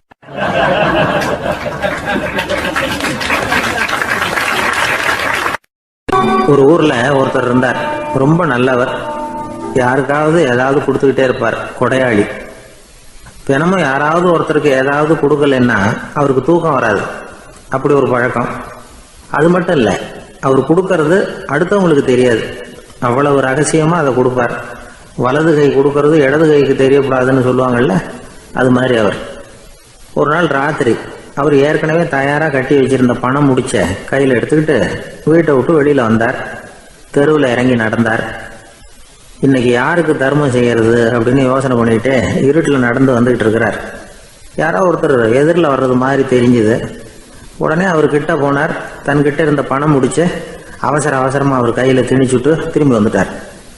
அப்பாடா, ஒரு வழியாக யாருக்கும் தெரியாமல் இன்னைக்கு தர்மம் பண்ணியாச்சு அப்படிங்கிற மகிழ்ச்சி, மன நிறைவு அவர் முகத்தில். நிம்மதியாக தூங்கினார். அப்புறம் எழுந்திரிச்சார். மறுநாள் காலையில் ஊரு பூரா ஒரே பேச்சு. என்ன பேச்சுன்னா, நேற்று ராத்திரி ஒரு திருடன் கையில் யாரோ பணத்தை கொடுத்துட்டு போயிருக்கிறாங்க அப்படின்னு எல்லாரும் பேசிக்கிட்டு இருக்கிறாங்க. இதை கேள்விப்பட்டதும் அந்த பெரியவருக்கு ரொம்ப வருத்தமாக போச்சு. அடடா, போயும் ஒரு திருடனுக்காக உதவி பண்ணியிருக்கிறோம், பிரயோஜனம் இல்லாமல் போட்டுதே அப்படின்னு நினைச்சார். சரி, இன்னைக்கும் யாருக்காவது உதவி பண்ணணும் அப்படின்னு முடிவு பண்ணினார். ராத்திரி நேரம் வந்தது. இவர் வழக்கம் போல தெருவில் இறங்கி நடந்தார். கையில் பணம் முடிச்சு. எதிரில் ஒரு பெண் உருவம் மங்கலா தெரிஞ்சது. இவர் உடனே அந்த பெண்கிட்ட பணத்தை கொடுத்துட்டு திருப்தியா திரும்பி வந்துட்டார். மறுநாள் காலையில ஊர் பூரா என்ன பேசிக்கிட்டாங்க தெரியுமா? நேற்று ராத்திரி நெறி தவறி நடக்கிற ஒரு பெண்ணின் கையில யாரோ பணத்தை வச்சுட்டு போயிருக்கிறாங்க அப்படின்னு எல்லாரும் பேசிக்கிறாங்க. அடடா, இன்னைக்கும் தவறுதலா நடந்து போச்சு அப்படின்னு ஒரு வருத்தப்பட்டார். இருக்கட்டும், இன்னைக்கும் ஏதாவது தர்மம் பண்ணுவோம் அப்படின்னு நினைச்சுக்கிட்டாரு. 3வது நாள் ராத்திரியும் புறப்பட்டார். இப்பவும் எதிரில் ஒருத்தர் வந்தார். இவர் பணத்தை கொடுத்தார், திரும்பி வந்துட்டார். மறுநாள் மக்கள் என்ன பேசிக்கிட்டாங்கன்னா, நேற்று ராத்திரி ஒரு செல்வந்தர் கையில் யாரோ பணத்தை கொடுத்துட்டு போயிருக்கிறாங்க அப்படின்னு பேசிக்கிட்டாங்களாம். அவருக்கு ரொம்ப வருத்தமாக போட்டுது. என்ன இது தினம் இப்படி ஆகிட்டு இருக்குதே அப்படின்னு நினச்சிக்கிட்டே படுத்து தூங்கினார். அன்னைக்கு ராத்திரி ஒரு கனவு. அந்த கனவுல இறைவன் வந்து சொன்னாராம், இதை பாருப்பா, நீ கொடுத்த தர்மம் வீணா போயிடல. உன்கிட்ட பணம் வாங்கின அந்த திருடன் திருந்திட்டான், அந்த பொண்ணும் திருந்திட்டா, அந்த செல்வந்தனும் கொடையாளி ஆயிட்டான், எல்லாருக்கும் உதவி பண்ண ஆரம்பிச்சுட்டான் அப்படின்னு சொன்னாராம். இந்த கதையை சொன்னவர் யாருன்னா நபிகள் நாயகம். இதுல உள்ள கருத்து என்னன்னா, நல்ல மனசோட தர்மம் பண்ணுனா அது வீணா போறதில்லை. இன்னொரு கருத்து, தர்மம் வந்து தன்னை மட்டுமல்ல அடுத்தவங்களையும் தீமையிலிருந்து காப்பாற்றும். இதுதான் நாம புரிஞ்சுக்க வேண்டியது. இந்த காலத்திலயும் இது மாதிரி சில சம்பவங்கள் நடக்கிறது உண்டு. ஒரு பெரியவர் இருட்டில் நடந்து வந்துகிட்டு இருந்தாரு. எதிரில் வந்த ஒருத்தன் வலுக்கட்டாயமா அவர் கையை பிடிச்சி ஒரு பண முடிப்பை கொடுத்து வச்சுக்க சொல்லிவிட்டு விலகி போயிட்டான். பெரியவருக்கு ஆச்சரியம், இந்த காலத்திலயும் இப்படி வலது கை கொடுக்கறது இடது கைக்கு தெரியக்கூடாதுன்னு நினைக்கிற கொடையாளிகள் உண்டு போல இருக்கு அப்படின்னு யோசனை பண்ணிக்கிட்டே நடந்தார். கொஞ்ச தூரம் போயிருப்பாரு. அதுக்குள்ள அதே ஆள் திரும்பி வந்தான். கொடுத்த பண முடிப்பை திருப்பி கொடுங்க அப்படின்னு கேட்டு வாங்கிட்டான். இவருக்கு ஒன்றும் புரியல. ஏன் இப்படி பண்றேன்னார். அது ஒன்றும் இல்லைங்க, கொஞ்ச நேரம் இதை உங்ககிட்ட கொடுத்து வச்சிருந்தேன், அவ்வளவுதான் அப்படின்னா. ஏன்னு கேட்டார். என்னை பின்னாடி போலீஸ் தேடிக்கிட்டு வந்துகிட்டு இருக்குது, அதுதான் அப்படி பண்ணேன், இப்போ போயிட்டுது, இனிமே ஒன்றும் பயம் இல்லை அப்படின்னு சொல்லிவிட்டு அவன் பாட்டுக்கு நடந்து போறான்.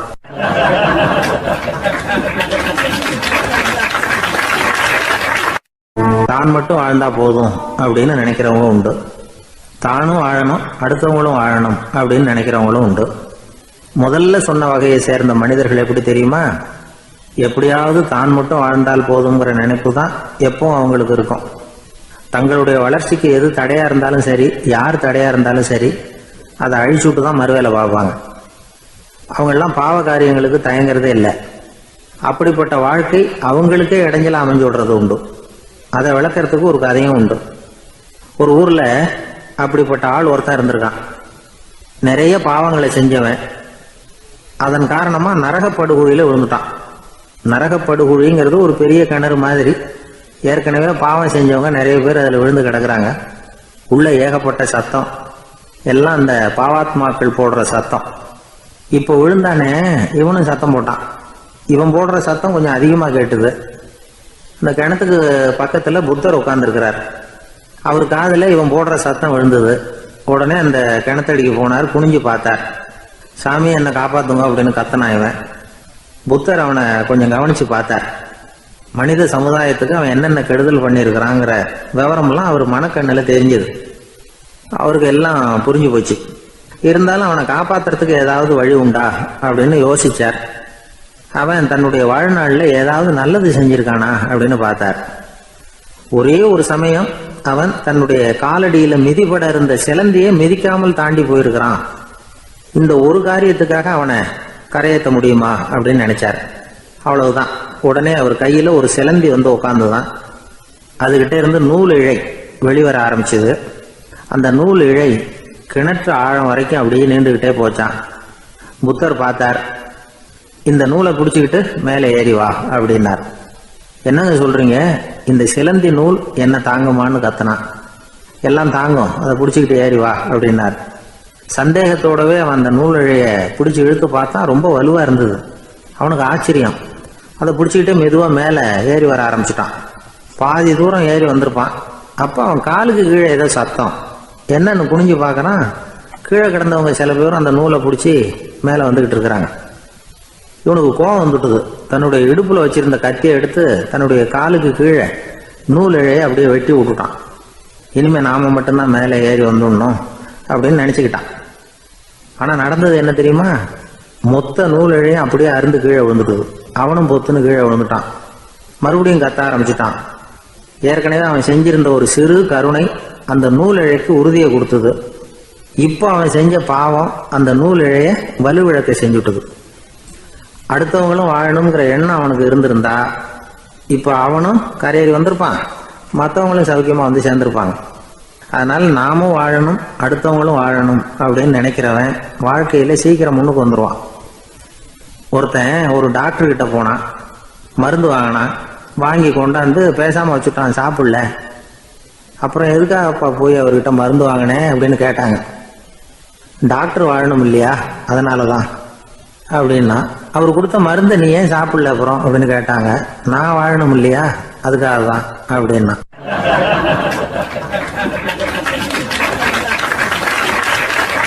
அவர் ஒரு பெரிய குடும்பத்துல பிறந்தவர்.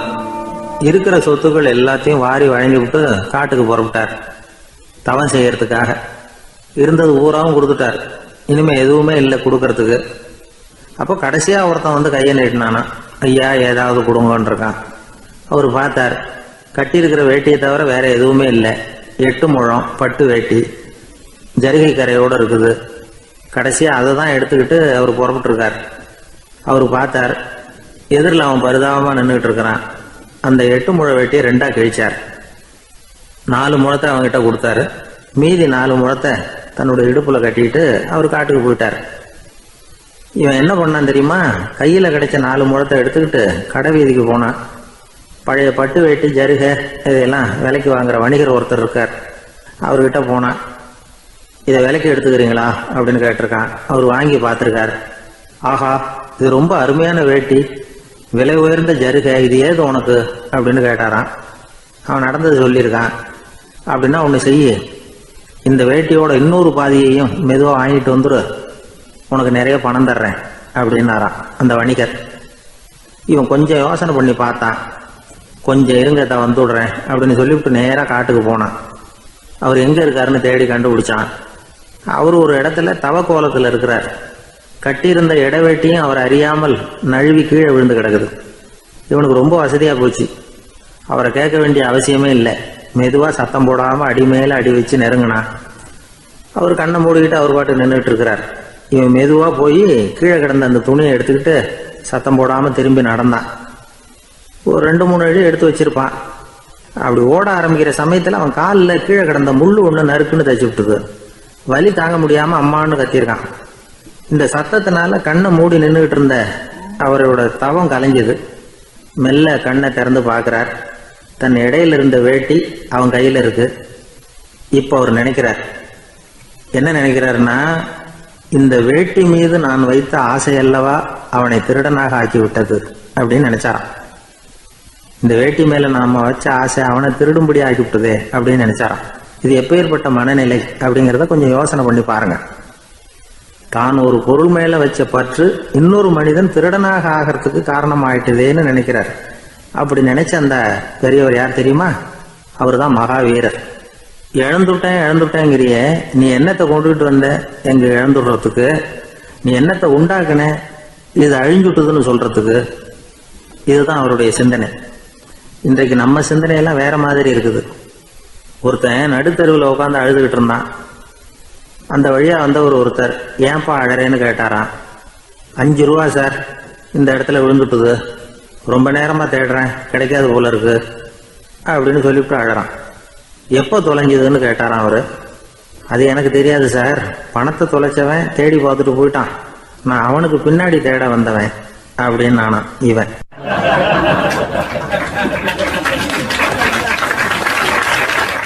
ஒரு ஊர்ல ஒரு ஆள் இருந்தான். அவன் ஒரு நாள் கோயிலுக்கு போனான். கடவுள்கிட்ட வேண்டிக்கிட்டான், எனக்கு ஒரு 1,00,000 ரூபா நீ கொடுத்தா நான் உன் சன்னதியில் ஒரு தேங்காய் உடைக்கிறேன் அப்படின்னு வேண்டிக்கிட்டான். கடவுள் பார்த்தார். உடனே அவன் கண் முன்னாடி தோன்றினார். இந்தா நீ கேட்ட 1,00,000 ரூபாய் அப்படின்னு சொல்லி அவன் கையில் பணத்தை கொடுத்துட்டு மறைஞ்சிட்டார். இவனால் நம்பவே முடியல. இவ்வளவு சுலபமாக கிடைக்கும்னு தெரிஞ்சிருந்தா அனாவசியமாக ஒரு தேங்காய் உடைக்கிறேன்னு வேண்டியிருக்க வேண்டியது இல்லையே அப்படின்னு நினச்சான். இருந்தாலும் வேண்டுதலை நிறைவேற்ற வேண்டியது கடமை. அதுக்காக என்ன பண்ணால், பக்கத்தில் ஒரு கடைக்கு போனான். ஒரு தேங்காயை கையில் எடுத்தான். இது என்ன விலைன்னு கேட்டான். 5 ரூபான்னார் கடையில் இருந்தவர். அதிகமாக இருக்குதே விலைன்னா. அப்படின்னா ஒன்று செய்யுங்க, அடுத்த ஊருக்கு போங்க, அங்கே தென்னந்தோப்பு அதிகம், அதனால் அங்கே இதை விட குறைஞ்ச விலைக்கு கிடைக்கும் அப்படின்னார். சரின்னு அடுத்த ஊருக்கு கிளம்புனான். அங்கே போய் விசாரித்தான். ஒரு தேங்காய் 3 ரூபாய் விலைன்னாங்க. இதுவும் அதிகமாக தெரியுதேன்னா. அப்படின்னா ஒன்று செய்ய, அதோ அந்த ஆற்று ஓரமாக ஒரு தென்னை மரம் இருக்கு பார், அதில் நீயே ஏறி பறிச்சுக்கோ, ஒரு தேங்காய்க்கு 1 ரூபா கொடுத்தா போதும் அப்படின்னார் அந்த தோப்புக்கு சொந்தக்காரரு. இவனுக்கு மரம் ஏற தெரியாது, இருந்தாலும் ஆசை யார விட்டுது, விலை சல்லிசாக இருக்குதே. ஆற்று ஓரம் போனால் தட்டு தடுமாறி அந்த மரத்தில் ஏறினா அந்த தென்னை மரம் வளைஞ்சி ஆற்று பக்கம் போய் அப்புறம் நிமிர்ந்து இருந்தது. அதாவது மரத்தின் உச்சி சரியாக ஆற்றுக்கு நடுவில் இருந்தது. ஆற்றுல வெள்ளம் கரை புரண்டு ஓடிக்கிட்டு இருக்கு. இவன் கடவுள் கொடுத்த 1,00,000 ரூபாயை மடியில் வச்சு இறுக்கி கட்டிக்கிட்டான். உச்சிக்கு போய் காய் பறிக்கிற சமயத்தில் காற்று மழையும் பலமாக கலந்து அடிக்க ஆரம்பிச்சுட்டுது. கால் வழுக்கி விட்டுட்டுது. இவன் சடார்னு ஒரு தென்னை மட்டையை பிடிச்சிக்கிட்டு தொங்க ஆரம்பிச்சிட்டான். கீழே பயங்கரமான வெள்ளம், மடியில் 1,00,000 ரூபா பணம், என்ன செய்கிறதுன்னு தவிக்கிறான். இந்த சமயம் கரையில் ஒரு யானைப்பாகன் யானையை குளிப்பாட்டிக்கிட்டு இருக்கிறான். அது அவன் கண்ணில் பட்டுது. ஐயா ஒரு உதவின்னு கத்துனான். அவன் என்ன செய்யணும்னு கேட்டான். உன் யானையை மெதுவாக இங்கே அழைச்சிட்டு வா, எனக்கு நேராக கீழே நிறுத்து, என் காலை பிடிச்சி மெதுவாக கீழே இறக்கி விட்டுரு, என் மடியில் இருக்கிற பணத்தில் உனக்கு 10,000 ரூபா தரேன் அப்படின்னா. அவன் பார்த்தான்.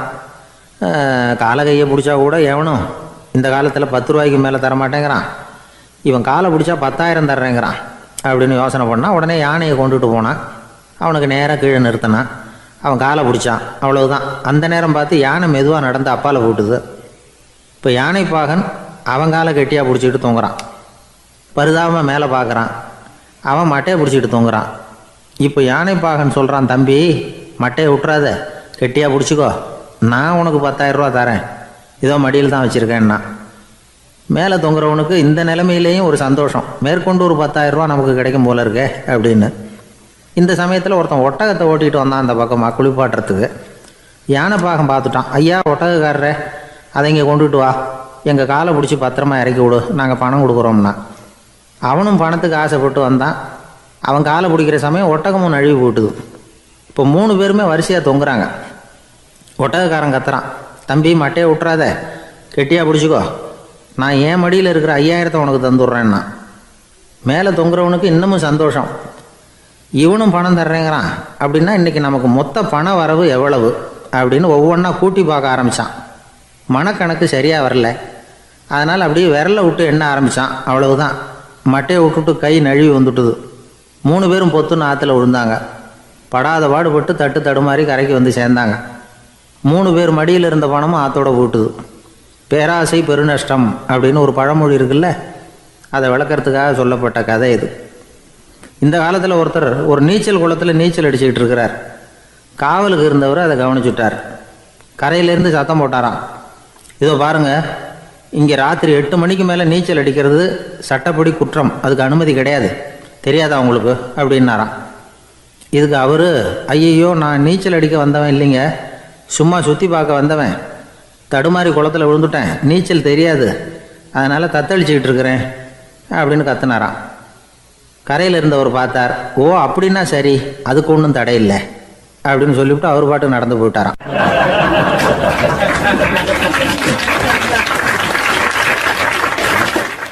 நம்மள மாதிரி ஒரு ஆசாமி அவன் நம்மள மாதிரியே கற்பனை பண்ணான். அதாவது நாம தான் இந்த உலகத்துல ரொம்பவும் கஷ்டப்படுறோம், மற்றவங்க எல்லாம் சந்தோஷமா இருக்கிறாங்க அப்படின்னு அவன் நினைச்சுக்கிட்டான். அவன் ஒரு நாள் கடவுளை வேண்டிக்கிட்டானா, சுவாமி, இந்த உலகத்துல எவ்வளவோ பேர் இருக்கிறாங்க, ஒவ்வொருத்தருக்கும் ஒவ்வொரு விதமான கஷ்டம் இருக்கலாம், ஒத்துக்கிறேன், இருந்தாலும் எனக்கு அது கொஞ்சம் அதிகமா இருக்கிறது மாதிரி தெரியுது, அதனால நீங்க எனக்காக ஒரு சின்ன உதவி செஞ்சா போதும். அது வேற ஒண்ணும் இல்லை, என்கிட்ட இருக்கிற துயரங்களை இன்னொருத்தர் யாருகிட்டயாவது கொடுத்துருங்க, அவர்கிட்ட இருக்கிற துயரங்களை என்கிட்ட மாத்தி கொடுத்துருங்க, ஒரு மியூச்சுவல் டிரான்ஸ்பர், அவ்வளவுதான், அப்படி பண்ணிவிட்டா போதும் அப்படின்னு வேண்டிக்கிட்டானான். அன்னைக்கு ராத்திரியே அவன் ஒரு கனவு கண்டிருக்கான். வானத்திலிருந்து ஒரு குரல் கேட்டிருக்கு.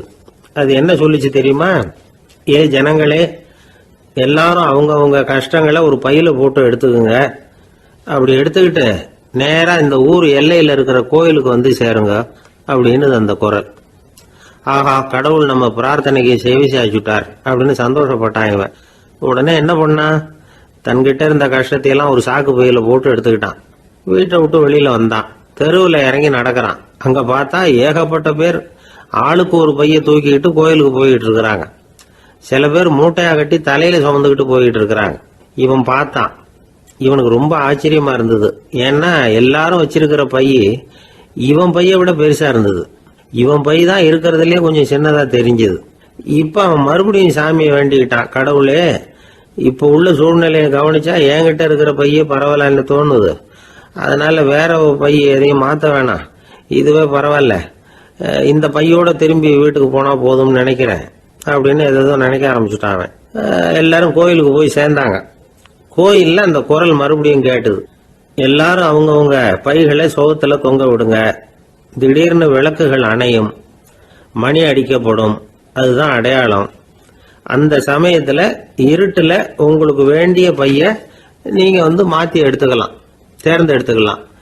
வெளிச்சம் இருக்கிறப்பவே உங்களுக்கு பிடிச்ச பைக்கு பக்கமா பார்த்து நீங்க நின்னுக்கலாம் அப்படின்னு சொல்லி விவரம் சொல்லிச்சான் அந்த குரல். அப்படி சொன்னதுக்கு அப்புறம் திடீர்னு விளக்கு அணைஞ்சுது, மணி அடிச்சுது. கொஞ்ச நேரம் கழிச்சு மறுபடியும் விளக்குகள்லாம் எரிஞ்சுது. இப்போ பார்த்தா எல்லாரும் அவங்கவுங்க பையையே கெட்டியா பிடிச்சிட்டு நிக்கிறாங்க. இவனும் அப்படியே நிக்கிறான். இவன் மெதுவா பக்கத்துல நிக்கிறவன்கிட்ட கேட்டானா, ஏன் நீங்க பைய கையிலேயே வச்சிருக்கிறீங்க, செவுத்துல மாட்டலையா அப்படின்னு கேட்டிருக்கான். இல்லப்பா, நீ ஏன் கையிலேயே வச்சிருக்கிறியோ அதே காரணத்துக்காக தான் நாங்களும் வச்சிருக்கிறோம். நம்ம கவலைகளை பத்தி நமக்கு ஓரளவுக்காவது தெரியும், ஆனா மற்றவங்க கவலைகள் நமக்கு பரிச்சயம் இல்லாதவை, பழக்கம் இல்லாதது. அதனால நமக்கு தெரிஞ்ச கவலைகளை சமாளிக்கிறது சுலபம். தெரியாததை சமாளிக்கணும்னா மறுபடியும் ஆரம்பத்திலிருந்து ஆரம்பிக்கணும். அதனால பழைய நண்பர்களோட வாழறது தான் மேல் அப்படின்னு ஆனான். அதுக்கப்புறம் அவன் தன்னோட பைய போதும்னு வீட்டுக்கு திரும்பி வந்துட்டானான். இது ஒரு பெரியவர் சொல்லி இருக்கிற கதை. அதனால நம்ம கிட்ட இருக்கிற கஷ்டங்கள் தான் பெருசு, அதை இன்னொருத்தங்கிட்ட கொடுத்துட்டு மாத்திக்கலாம் அப்படின்னு நினைக்கிறது தப்பு. இதே மாதிரி இன்னொரு சம்பவம். ஒரு ஊர்ல ஒரு நாள் ராத்திரி ஆகாயத்திலிருந்து கடவுள் குரல் கேக்குது. இந்த ஊர்ல இருக்கிற ஜனங்கள்லாம் கொஞ்சம் கவனிங்க, உங்களுக்கு ஒரு செய்தி.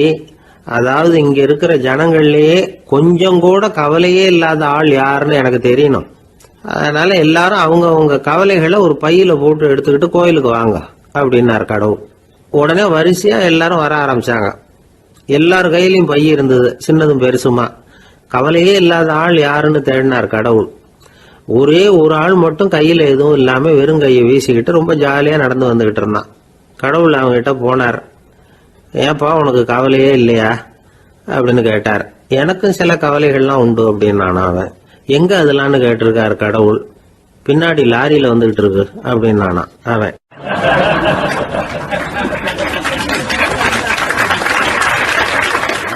அசோக மன்னர் வந்துகிட்டு இருக்கார். அவருடைய ஆலோசகர்கள் எல்லாம் பக்கத்துல வந்துகிட்டு இருக்கிறாங்க.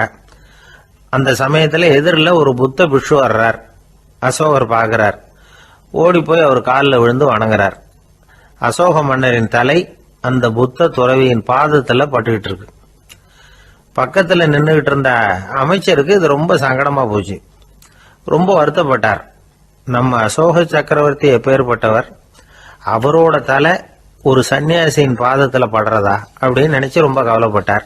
அரண்மனைக்கு திரும்பினதும் அமைச்சர் மெதுவா ஆரம்பிச்சார். அரசே, எனக்கு ரொம்ப வருத்தமா இருக்குது அப்படின்னார். எதுக்குன்னார் மன்னர்.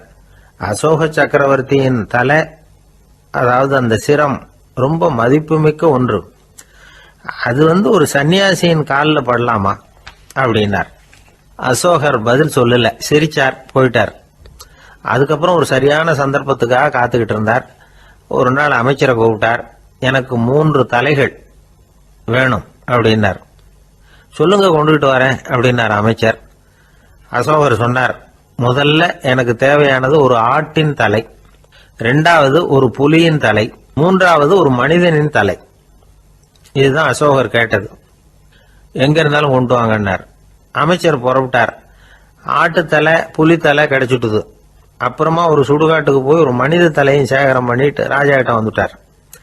அரசே, உங்கள் ஆணைப்படி 3 தலைகளையும் கொண்டு வந்திருக்கிறேன்னார். அசோகர் பார்த்தார். ரொம்ப நல்லது, இப்ப இது 3ஐயும் எடுத்துக்கிட்டு போய் சந்தையில வித்துட்டு வாங்க அப்படின்னார். அமைச்சர் அதுகளை எடுத்துக்கிட்டு சந்தைக்கு போனார். முதல்ல ஆட்டுத்தலை நல்ல விலைக்கு வித்து போச்சு. நல்ல விலை கொடுத்து வாங்கிட்டு போட்டாங்க. அடுத்தபடியா புலி தலைய ஒருத்தர் வாங்கிட்டார். அதை பாடம் பண்ணி வீட்டில் மாட்டி வைக்கலாமே அப்படின்னு நினைச்சு அதையும் வாங்கிட்டு போட்டார்.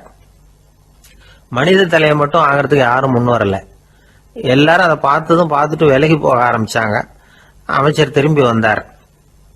அரசே, இந்த தலையை மட்டும் யாரும் வாங்க மாட்டேங்கிறாங்க அப்படின்னார். சரி, பரவாயில்ல, இதை இலவசமாவே எனாமாவே யாருக்கிட்டையாவது கொடுத்துட்டு வந்துருங்க அப்படின்னார்.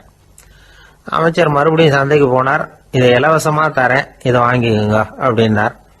அப்பவும் அதை யாரும் வாங்கிக்கிறதுக்கு தயாரா இல்லை. மறுபடியும் திரும்பி மன்னர்கிட்ட விவரத்தை சொன்னார். இப்போ மன்னர் சொல்றார், அமைச்சரே, உயிர் இருக்கிற வரைக்கும் தான் இந்த தலைக்கு மதிப்பு. ஜீவன் போனதுக்கு அப்புறம் அதோட மதிப்பும் போயிடுது. அதனால மதிப்பு இருக்கும் பொழுதே பெரியவர்கள் பாதம் பணிந்து அந்த புனிதத்தை பெற்றுக்கொள்ளணும் அப்படின்னார். பணிவுங்கிறது வேற, அடிமைத்தனம்ங்கிறது வேற. பெரியவர்களை பணிவது நமக்கு பெருமை தரக்கூடிய விஷயம். இதை மனசுல வச்சுக்கிட்டு எப்போ காலில் விழணும், எப்போ காலில் விழக்கூடாது அப்படிங்கிறத முடிவு பண்ணிக்கணும். ஒரு சாதாரண ஆள் நடந்து வந்துகிட்டு இருந்தார். எதிரில் வந்த ஒரு பெரிய மனுஷன் ஓடி போய் அவர் காலில் விழுந்து தன்னுடைய தலையை அவர் பாதத்தில் கொண்டு போய் வச்சார். கொஞ்ச நேரம் கழிச்சு எழுந்திரிச்சு வந்துட்டார். வந்த பிறகு இவரை கேட்டேன், ஏன் திடீர்னு ஓடி போய் அந்த ஆளு காலில் விழுந்தீங்க அப்படின்னு. அவர் போட்டிருக்கிறது என்னோட காணாம போன செருப்பான்னு கண்டுபிடிக்கிறதுக்காக அப்படி விழுந்தேன் அப்படின்னார்.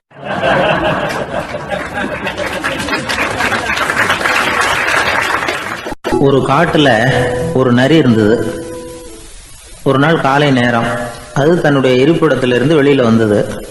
கொஞ்ச தூரம் நடந்து வந்தது. அப்பதான் அது தன்னோட நிழலை கவனிச்சு பார்த்தது. பார்த்தா அது ரொம்ப நீளமா பெருசா இருக்குது. காலை நேரத்துல நிழல் அப்படித்தானே இருக்கும். ஆனா அந்த நரிக்கு அந்த விஷயம் தெரியல. தன்னுடைய நீண்ட பெரிய நிழலை பார்த்து ஆச்சரியப்பட்டது. ஆஹா, நாம இவ்வளவு பெருசாவா இருக்கிறோம் அப்படின்னா என்னுடைய காலை சாப்பாட்டுக்கு ஒரு யானை இல்லைன்னா ஒரு ஒட்டகம் கிடைச்சாதான் சரியா இருக்கும் போல இருக்கு அப்படின்னு முடிவு பண்ணிக்கிட்டது.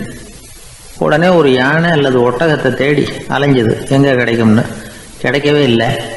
மத்தியானம் 12 மணி ஆயிட்டுது. பசியோட அலையுது. இப்ப தன்னோட நிழலை பார்த்தது. அது மத்தியான நிழல் எப்படி இருக்கும், அது ரொம்பவும் குறுகி போய் தெரிஞ்சது.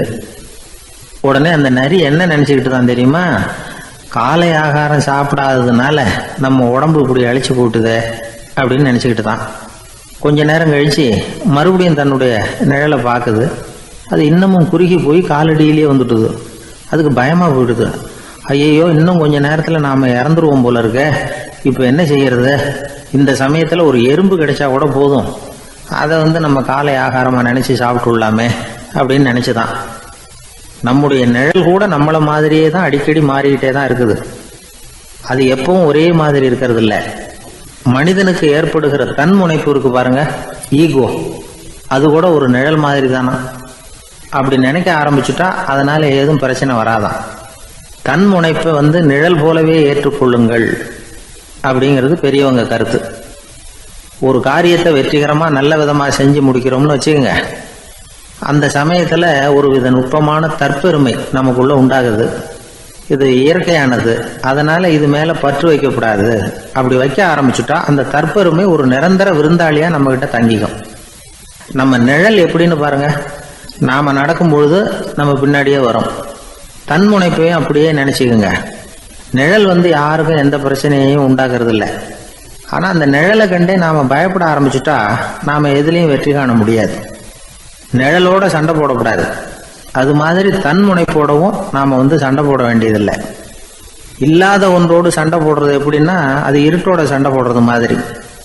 நாம நிழல் கிடையாது, நம்ம கிட்ட இருக்கிற தன்முனைப்பு ஒரு நிழல். நம்ம நிழலையும் நமக்கு சமமா பாக்குறோம் பாருங்க, அங்கதான் சிக்கலே ஆரம்பம். இப்போ நாம நடந்து போய்கிட்டு இருக்கிறோம், நம்ம நிழல் தரையில விழுது. யாரோ ஒருத்தர் நம்ம நிழல் மேல காலை வச்சு நடந்து போறார். உடனே அவர்கிட்ட சண்டைக்கா போறோம், ஏண்டா என் நிழலை மிதிச்ச அப்படின்னு. நமக்கு தெரியும் அது நிழல் தாங்கிறது. அவர் உங்க மேல நடக்கல, உங்களுடைய நிழல் மேலதான் நடக்கிறார். அது மாதிரி உங்க தன்முனைப்பின் மேல யாராவது நடந்தா உங்களை அவமானப்படுத்துறதா நினைக்கிறீங்க.